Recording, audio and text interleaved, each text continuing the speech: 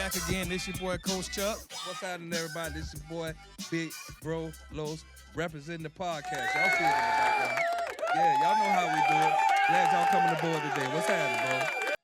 I'm good, man. We want to welcome y'all to Felons Ain't Failures Podcast, where we run a podcast that's strictly for the fellas and strictly for those who support the fellas. Absolutely. We talking to the ones that's incarcerated. We talking to the ones in the county on their way to prison. And we talking to the ones who already have re-entered society. But, bro, it's Monday. We normally go on Sundays, but we at the storm yesterday. How was your weekend? The storm had me locked down, bro. I mean, you know, I'm out there close to the water, man, so we was getting the winds heavy, bro.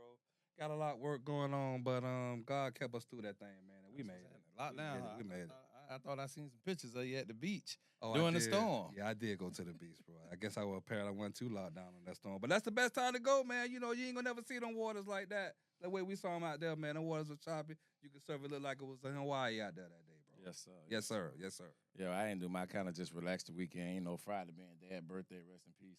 Big Charles, you Rest know. in So peace, I Pops. went fishing, caught 9 fish. Rest in peace. 9 fish, no keepers. But for the sport of it, I still had a good time. That's right. But man, I'm ready to get this one going. Yeah, man. let's talk a little bit. Let's talk a little. What bit. you want to talk about Well, today? let's talk about recidivism, bro. Mm. You know what I'm saying? That's a big topic. That's a big topic, you know what I mean? But I think it's something that need to be discussed, man, because it goes on, you know, and I think if we make some awareness to it, we can kind of see maybe a way we can maybe chop it down a little bit, you know, Okay. kind of see what's going on. What you got for me? Oh, I heard you better then. You must want talking in your mic. Yeah, I must have not. Yeah, recidivism. Microphone. That's a real big topic. It's a lot of programs and a lot of nonprofits and things that's centered around trying to combat this thing and keep people from what you got. Well, because when you first mentioned that topic to me, bro, Mhm. I had never heard of the word. You know what I'm saying? It was new to me, you know, so tell And me you know, what it is. you'll be surprised. I know you got something wrote down. Yeah. You'll be surprised at how many people don't know what the word is, because normally that's a word that us who's been to prison and people who have programs to try to keep people from going back to prison, we are more familiar with that word recidivism. Go ahead, tell me what it means. So before we really get into I it. got what recidivism, you know, it's the tendency of a convicted criminal to reoffend, you know, going back. To go Going back to prison. Go back, you know. I mean, and maybe multiple times, you know. Yeah. And that's a problem. Yeah, You know, definitely. that's a problem. But also what I found was, you know, that as much as it relates to criminals, you know, it also plays a part of people who've been in like rehabilitation programs. You know, you got people who have done drug abuse programs, physical abuse programs, alcohol abuse programs. You know, then sometimes people think when they go through something that, okay, we good, we went through the program, I'm fixed. And it don't always turn out that way. You know what I mean? And these same programs that I mentioned, some people go back and back and back and back. So we just want to bring some awareness to it and kind of talk about some of the things that may cause it and maybe some of the things that might help it, bro. Yeah, definitely. I think a lot of us, and I'm speaking to the felons, I think sometimes we forget that there's a pattern of behavior we develop that cause us to do certain things that land us in the courtroom going to prison. Okay. And All right. then there's a pattern of behavior that's sometimes continued, sometimes changed, sometimes evolved while we're in the system. And like you and I was talking earlier, the behavior, the evolution of who you are, or the behavior or the things you participate in while you're in prison, Right. leads. What's the word I'm looking for? Because you were just giving it to me. I know you got some stuff on it. Plays a big part in whether or not if you fall into this pattern of recidivism, if you get Right. out and end up going back to prison. That relapse. You know, after a few times, they call them institutionalized. But even beyond that, all I mean is just there's a pattern that's been established in your life, and you've either made a choice to break it, like I did, or some people just evolve it and try to perfect it. I think one of the main reasons that, from what I saw and even what I went through, and I'm gonna give a story on it, that a lot of people fall into this thing of recidivism because while they're in prison, they never think about doing something different. Right. Go ahead, You know, what you and well, that's kind of like what again what me and you was talking about. You know what I'm Mhm. saying? Like, what's going on when they're in there? You know, I know different people go through different things in there. You know, but I believe that sometimes when some people in there just like I'm just trying to survive, Yeah. and overlook the educational programs and the job opportunities there that are available to them in there. And then so when they are finally released and they don't take advantage of those programs that's in there, now you kind of almost come out with the same. You didn't evolve like you were Yeah. talking about. Yeah. You're in the same mindset you was when you got locked up the first time, but now you just older. You Yeah. still ain't did nothing. Yeah, because they never check, corrected, and change the behavior that they had, that led them into this. Most people, and even a lot of people sit in prison, they're idle. They don't plan to get out and do wrong, but they don't position themselves to get out and do something better or to do something different. And I go back to what you said about taking advantage. Now, all prisons don't, because Right. where I was at, they Right. didn't have any programs. I ended up going to Bartow. We had to go to Bartow work release, just try to get a GED. But some prisons still have a lot of programs. Am I picking up good? Some prisons still have a lot of programs that allow you to be able to check, change, and correct the behavior that led you into prison. So when a person who wants to avoid recidivism, I think the first thing they need to have in their mind, they need to build up a wall. They need to build up a defense or protection to prevent themselves from going back into the same behavior. Okay. So what that means to me is one thing I had to focus on was that there was a cycle that had to be broken, had to be destroyed. Okay. When I was in prison, I did more, got close to the guard. I did some writing, and just kind of stayed to myself. But when I got out of prison, I knew in order for me to not repeat that behavior pattern, that I had to break that cycle and break whatever it was, how I was living, the things I was doing every day. Like we used to get up every day, smoke weed, go eat, lay down, smoke weed, go eat, catch Smoke a in play. prison? No. When I got out. But yeah, Okay. they smoke in prison. Yeah, you can get some weed in prison too. Right. And some prison you probably can get something else. Well, see, and that's another thing, bro, because I think a lot of us on the outside, who have not had that take part in our life, because we don't know what we think we know what it is to be locked up, but we don't, because tell you the truth, we think it's like what we see on TV. You know what I'm saying? Playing cards, playing basketball, and working out. But I know that that's not the case. So and me and you already talked about that we're gonna come up with episode where I'm gonna talk to you about it. So you can kind of break it down to me to know what that lifestyle was like. You know the what I'm mind saying? of a felon. But I think as far as us on the outside, we need to play a serious part, in helping those, our brothers and our sisters, who've been locked up and that have gotten out, to play our part to do what we can so that we can help them adjust, so that they don't go back to, that life. Okay. But let me back up. Okay. Let me back up. When I talk about this cycle that need to be broken, I really want to talk about how you break the cycle, how you destroy, not even just really break, because you got to destroy, because sometimes things can be broken, but they can be reassembled again. Right. So you really want to destroy the cycle and the behavior pattern that you had in your life. And one of the key things I learned, and this is really what I want you guys to pay attention to, is that you have to reestablish your morning routines and take the command back in your life. See, a lot of people think if they switch jobs that they can break certain cycles, or they hang around a different group of people, they can break certain cycles. But it's kind of like when they say you can take somebody out the hood, but you can't take the hood out of them, because what you have to do is you have to focus on the deep work that you have to do, and it's important that you reestablish your morning routines and you take command of your day. See, a lot of people don't understand the power. And many people are very familiar with these 3 o'clock, 4 o'clock, 5 o'clock. People always talk about, I keep waking up. I wake up the same time every morning. I don't think people understand the importance of that before sun rising up. Like, that's a spiritual time of the morning. But that's the time when a lot of things take place that influence things in the earth. And I ain't going to get too deep in it because I'm going to spend this podcast on it. But when you're trying to redirect and break and destroy behavior patterns that lead you into negativity and lead you into bad places and back into recidivism, you have to change your morning routines and you have to take command of your day. So some people take command of their day. Like, so if, like what I said, we used to get up, smoke weed, go get something to eat. It got to the point that we had to smoke before we could eat because we didn't even have an appetite to eat until after we smoked. Some people they smoke so much and they develop so much, like, getting high routines that before they even go to a play, before they go to a movie, like they got to roll up and smoke. Like some people have to smoke while they're at an event. You know what I'm saying? Right. And they not even understand, but that's a behavior pattern that has been built, that has been established, and that's influencing and controlling your life. So what you have to do is, we used to get up and smoke, and then go catch plays, smoke, laugh, eat, smoke, and the whole day went by, and that's all we did. Later on, we might catch a play, might get with some females and stuff like that. But the pattern we was building was a pattern that was going to lead to negativity. It wasn't going to lead to nothing good. So when I say you got to get up and you have to take control of your morning, you start with your morning routine.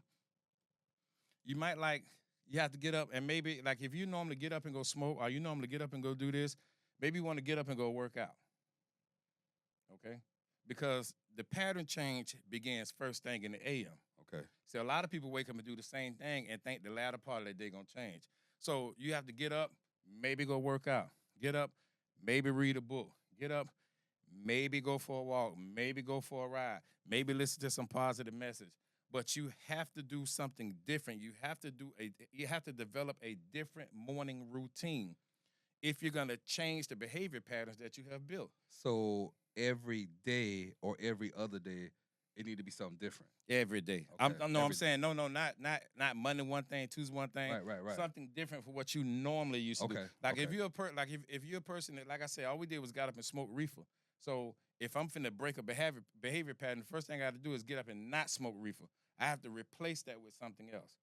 You know what I'm saying? Because you could try to stop something, but if you don't replace it, then that's a void, and something will eventually fill that void. Right. So you have to take, that's why I say you have to take control of your days. Okay. You got to say, okay, I'm going to remove this out of my life, but that void, I will put something else in it. So you have to put something else in it, something that's going to lead to more positive, some brain stimulation and stuff like that. That's why a lot of people, successful people, they get up 4, 5 o'clock in the morning, they go work out. Brain stimulation. You know what I'm saying? Because they're replacing something. You may not know it, but they're replacing something. And so when you start your morning routine off, removing certain negative things, certain things that lead you into negative behavior, and you replace it with something positive, something brain stimulating, right, you have then taken control of your morning. And then how you step out will transfer into the rest of your day. You understand what I'm saying? But a lot of people, like when I got out of prison in 2001, and you might not be so aware of this because we weren't living together or nothing. But when I got out of prison, I stopped when I ain't gonna say no names. But when my homeboy picked me up, he had a gar rolled up, a whole gar, like a whole half ounce of reefer in the gar. Coming home, smoked the whole joint. Coming home, as soon as I got out, picked right back up the same pattern. You know what I'm saying? When you went in. When I went in, yeah. So when I got out, he picked me up. We riding, smoking. I'm high as a kite. So now I'm high that morning. I get up next morning. Guess what we gonna do when they pick me up? Smoke. I get high again. Then guess what we do the next day? I get high again, and everybody throwing me some money. There's that pattern. Throwing me a little work in. Let's go to the club, and I'm right back in the same pattern. And because I didn't come out and I didn't take control of my mornings, I didn't change my routines that I had before I went to prison. It ended up leading me to, on my birthday, I ended up getting arrested, and I had a sales and possession of a dangerous drug, and I was right back in court, getting ready to go right back to prison. Recidivism. I recidivized. Is that a word? It is today. I recidivized. It is today. Yeah, so, but my mistake was, and I end up, and that's, I may tell the story, but I end up not going back to prison, saying I was on drugs, and went to I had an alternative sentence. I ended up going to a treatment facility. Okay. When I was over there on 9th Street at the bridge. Right. But when I went back to prison, I went back to a treatment facility, I still was caught in the trap of recidivism. Because when I came home, I began doing the same thing that I did before I left. Right. So that's why I say it's important that cycle has to be broken. And it begins in the morning. You start your day out with your morning routine. Go ahead, bro. What you got to say about that? Well, bro, I'm just thinking, because when he or she gets out, don't their mindset got to be that they want to be that, they want to make that change, or do they have the attitude of like, yeah, okay, I just whipped it, I did my bid, you know what I'm saying? They beating their chest, and now they're not even thinking about the change, So I think I'm just saying, I would think it's very important to the people out there that's listening, for those that's locked up or that when you that's been released, when you get out, or those that have gotten out, what's your mindset? Are you ready to make that change? Are you ready to change your pattern? Because now you're hearing it now, bro. Telling you, change the pattern, do something different. You gotta say that. You gotta speak that to yourself. Be like, hey, no more. I want to do something different. I gotta work on it. And then make it what you have. And now you turn the corner. I ain't mean to turn. No, it's good to turn the corner because now you talk about we talk about self-worth. See, a lot of people get out and feel like I made it. I'm certified. I did my time. I mean, we say stuff like, I do that on the toilet. That ain't nothing. 6 months, I do that on the toilet. You know what I'm saying? No person in their right mind should say that. Right. No person in their right mind say, I can go do 6 months like it ain't nothing. Because it's something that 6 months of your life, taking away that 6 months you could have been building something, that 6 months with your family, that 6 months your daughter may need you, that 6 months your son. You know what I'm saying? So no person in their right mind, but it all boils down to self-worth. A lot of times people go to prison and they never discover their own worth. Some people think they are gorillas. Some people think they, all this tough stuff. They think they are gangsters, think they certified, and they never take the time to figure out who they are and to discover their own self-worth. So when they get out, they have no motivation to do anything better because they don't spend the time in evolving, and searching themselves to try to figure out who they are. Because, when I first got to prison, it was a lot of just walking the track, playing basketball. I stayed away from the TV too much because I was always taught, let them have that TV stuff. You know what I'm saying? All that gambling stuff.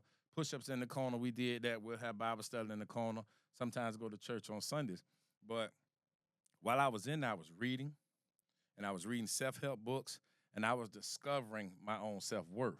So I felt like I was worth something because once you discover who you are and you deem yourself valuable, then you give yourself the right to make the change. But when you go in the fool and you act the fool, so when you get out, you still a fool. And you don't necessarily give yourself the right to change your life. See, to change your life, to explore your journey, discover your life, that's your right. You know what I'm saying? That was our God-given right. Right. But if you don't value yourself, you don't operate in that right. And too many people don't know what they value, don't know what they worth. They feel like they ain't worth nothing. They let people walk over them. They settle for stuff because they don't know who they are. And they don't know who they are, not because nobody never told them, because they never focus on finding out who they are. You know what I'm saying? I know exactly what you're saying. That's a big problem. But it's everybody's right to change your life. It's everybody's right to be whatever they want to be. But you have to exercise. You have to first give yourself that right. Then you have to exercise that right. And too many people don't. So that when they get out, they do the same old thing. I know it might sound a little corny, corny when people tell you like reach for the stars, and that kind of stuff there, aim high. But yeah, that's corny. But you got to shoot. You got to get your target. You know what I'm saying? I mean, because if you shooting low, take them off. If you shooting low, all right, Facebook, we're gonna holler at y'all. All right, Facebook, we'll holler at y'all later. If you shooting low, if you aim low, that's what you're gonna hit. Yeah. It's easy to hit a target that's down here. So again, it talks about your self-worth. Mm-hmm. And you have to believe in yourself and like what you want to do. Get out of that realm, just because you locked up, now you got to be a part of the system, that kind of thing there, so aim high, and I just think that's important, bro. And I think sometimes, I haven't been there, but I've known, obviously my brother, you know what I'm saying, that has experienced that life, and a ton of people that have, and there's probably very few of them that changed their ways after, you know what I'm saying? I mean, they just kind of got up and felt, I did the time, that do the time on the toilet or whatever, and that. Yeah, they certified. And when a man feel like, man or woman, when they feel like they don't have any options, it's no telling what they'll do. You know what I'm saying? And the reason the person feel like they don't have options is because they haven't established their self-worth, and then they're not able to create opportunities. You know what I'm saying? Because, and you and I know, me first being a black man, right, and then second, me being a felon, like the system is set for me not to have any options. That's why we talk about living life by the advantage, because once you go to prison, you are deemed the disadvantage. You're already the disadvantage being African-American, and then being a convicted felon African-American, you're at a greater disadvantage. Right. Excuse me. So I lost my train of thought. What I was on a statistic. What I was talking about? Don't none of y'all know y'all said. What was talking about? No, bro, but I do this all the time. Yeah, I don't know why you just what you was talking about. Advantage, disadvantage. Yeah. Y'all comment. Let us know and let us know what we was talking about.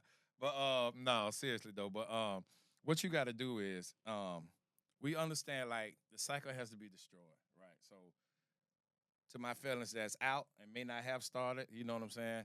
Take control of your morning, command your morning, command your day to yield what you want your day to yield to you. Establish some new routines. Establish your self-worth, and you got to correct some assumptions about yourself. A lot of people feel like they failures. That's why we say that felons ain't failures. Right. A lot of people feel like they don't deserve nothing. You know what I'm saying? A lot of people feel like they shouldn't have this. A lot of people feel like they ain't qualified to do this. You got to correct the assumptions that you even have about yourself. See, a lot of this is deep work, and deep work is what we call self-work. A lot of stuff that we don't do is what we need to do, and that's begin to work on ourselves. And one of the things we do at the podcast, as y'all continue to watch, you'll see, we don't try to give you all the answers. We try to spark your brain Right. where you'll begin to search out some answers for your own life. You know what I'm saying? Yeah, bro. I was reading something, and I said something to myself about I used the words recognize and address. Recognize what's going on with you, what's not working, recognize it. It's not hard to do, but then address it. Address it. What am I going to do to change that? What am I going to do to change the pattern? What am I going to do to let myself know that I am worthy, and I can do this, and I deserve much, much more than I am allowing myself to have.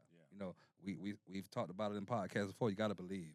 You got to believe. Got to believe. You got to correct the assumptions, the things you think about yourself. Like you, and I think you. I don't know if you talked about this last time, bro, but I mean, you talked about something about we was talking about overthinking, and we make situations worse. We create worse situations what the situations really is in our head. We was talking about fear. Okay. It's already so many things out there in the world that we are afraid of. Yeah. But how many times we self-sabotage ourselves and implement fear into our lives, when we don't need to do that. We do that ourselves. And we're not saying that it's gonna be easy out there, because it's a jungle. Yeah. It's a jungle out there. Everybody know that's a jungle. Everybody done been in the jungle, but you can survive in the jungle, you know what I'm saying? Or you can live in the cage, and living in the cage, that ain't what you want to do. Yeah, you restricted. It's right here. You only could go so far and do so much. Yeah. But my question to y'all is, what do you think about yourself? Are you worthy? Are you willing to survive? Do you value yourself enough that you can have it? Do you believe in you? That you can do it, but before you can do it, do you believe that it's for you? Do you believe that you have the right to ascertain anything you want in life? And you know what the sad thing is? What's that, bro? A lot of my felons don't. Because I've been in that system, and I know mentally what it can do to you, because it restricts your movement every day. Everything. I was in the CM count. That's a controlled movement count. That you can't just freely go places. Some camps you can, but once they restrict you for so long, it mentally begins to restrict you without them saying anything. You yourself know not to cross that line. You yourself know when you enter that salad port not to talk.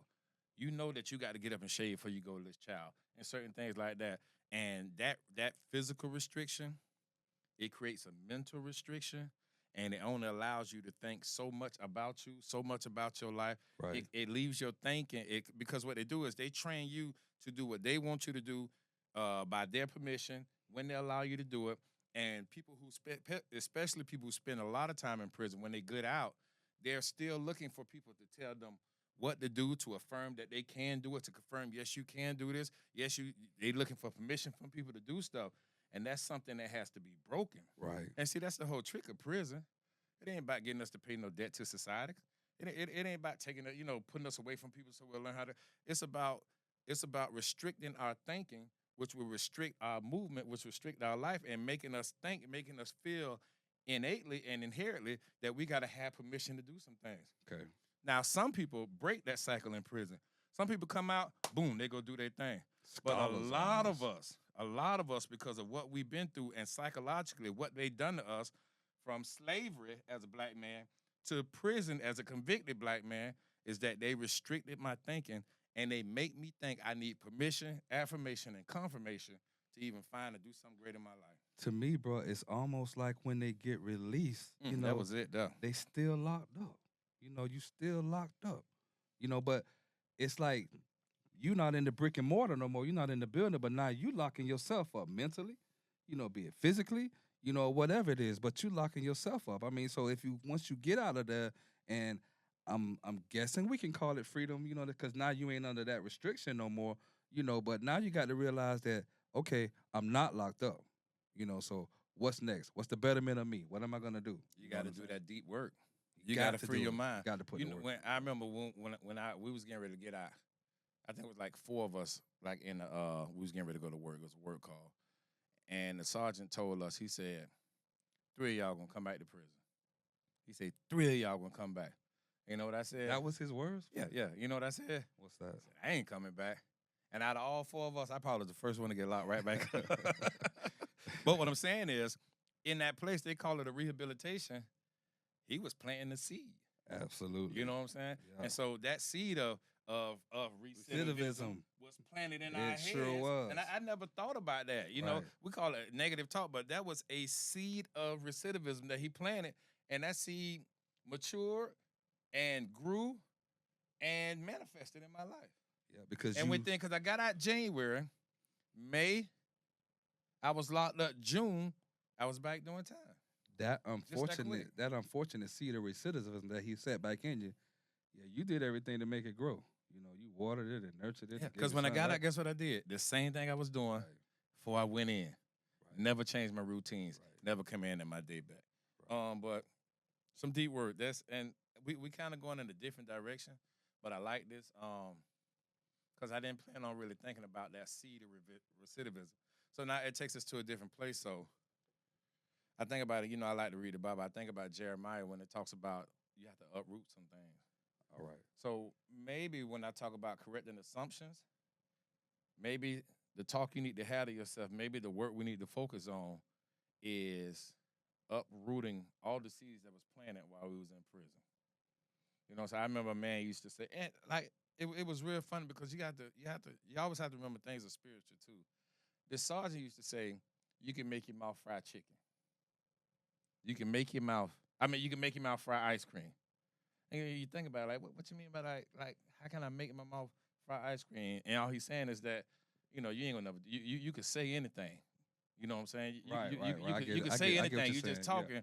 Yeah. And then, so a lot of people saying, I'm gonna do this, I'm gonna do this, I'm gonna do this, I'm gonna do this, I'm gonna do it. It make it sound good. Right. But when they get out, there was no motivation, there was no inspiration, there was no support. And that one seed that was planted, not only are you gonna come back to prison, but the next seed that was planted, you just talking, it ain't gonna be nothing. Right. So maybe the deep work, maybe it is important that when people get out of prison that they do go to counseling. Like mandatory, like you should want to go to counseling for yourself where you can sit down and say, these are some of the things I saw, these are some of the things I endured, and I need an action plan where I can uproot these seeds out my mind. Right. So I can begin to move forward. And because I don't end up recidivizing. I think it's safe to say, bro. I just made up recidivizing again. I think it's safe to say, bro. I mean, if you've been in there, it affects you. Mm-hmm. It affects you. I don't care how smooth you may think you are getting out, but I mean, again, it goes back to what you're saying. Probably the therapy part. It need to be talked about because it affected you. Yeah. And maybe once you sit down and talk to somebody about it, you'll realize the effect that it had on you. Yeah, it affected me, bro. I ain't no thug. I ain't no killer. Right. I ain't no gangster. Got out and got right back locked up because of them seeds that was playing in my head. So it's important. I think we gotta It's important, and we gotta get those seeds uprooted. I kind of feel the need to stay right there. We gotta get those seeds uprooted, bro. And for those of us on the outside, that are supporting them, I think we need to really understand how much of a major role that we play a part in that, because we don't know what they went through when they was in there, but now that they out, what can we do to help?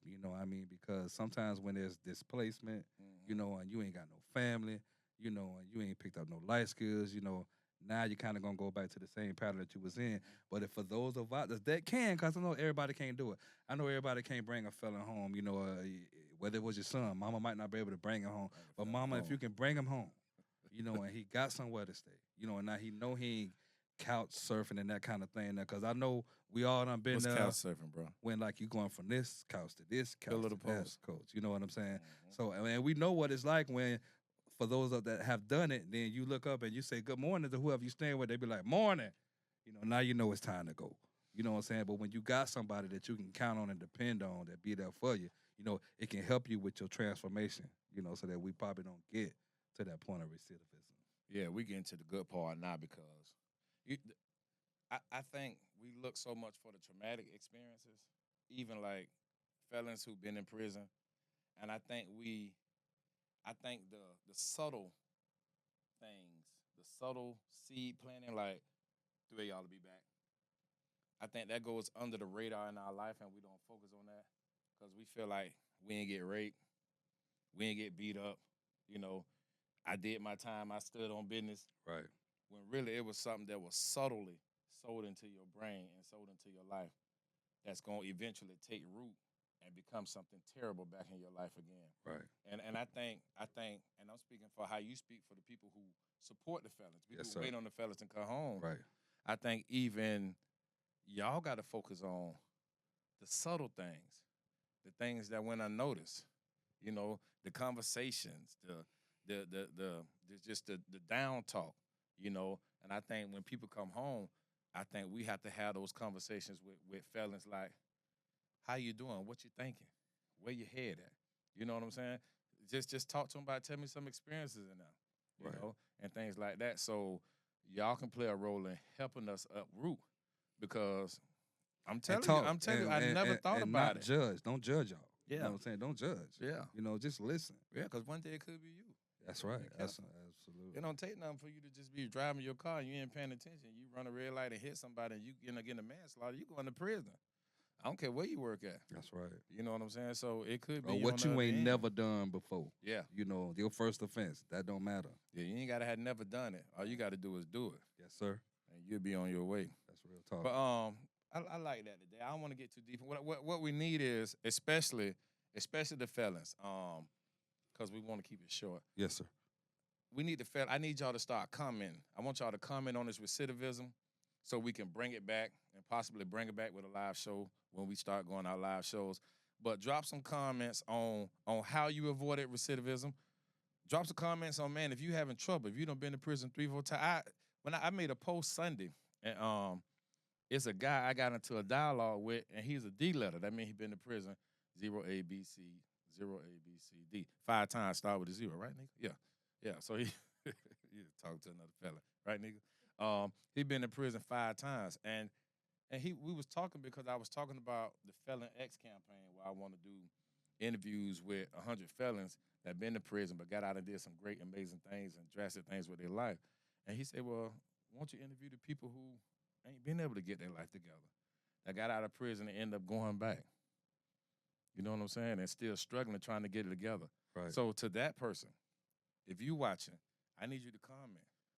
Comment what your biggest struggle is. You ain't got to get into no conversation with it, because if you comment, we're going to talk about it. But comment what's your biggest struggle. Comment if you fell and fell into recidivism, how did you fall again? You know what I'm saying? Like, talk about it. Let's start to uproot them seeds. Right. And with the comments, no need to feel uncomfortable about it, because now, and I'm just saying, you can sit on that telephone and text somebody, your honey bun or whoever, all day long and all night long. You know what I'm saying? But this is what helps all of us grow. Your comments, It ain't got to be a book. Just say, hey, Coach Chuck, I know what you're talking about, because I boom, boom, boom, boom, boom, boom, and send it. You know what I'm saying? Because it helps us to understand what's going on. Chuck can relate to it. I can get a vision of what happened with that, and then we can kind of move a little forward and make everything a little stronger. You know what I'm saying? So I just want you to be comfortable with the comment, and just put it right there. So we want to read them. I want to know what's going on, because I haven't been there, but I would like to hear your story and kind of tell me what you're going through. Hey, man, well, we appreciate y'all for tuning in today. It's your boy, Coach Chuck, this big bro Los, and we're going to see you on the other side. Love you, peace. Felons ain't failures, purpose never dies, and always live life by the advantage.